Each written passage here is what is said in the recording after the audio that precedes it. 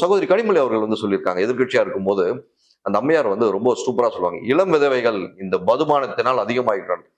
சகோதரி பேசினதுலேருந்து அந்த அதிமுக ஆட்சி இந்த ரீசனுக்காகவும், பொள்ளாச்சி வெவ்வேறு ரீசனுக்காகவும் ஆட்சி மாற்றம் ஏற்பட்டு திமுக ஆட்சியில வந்தீங்க.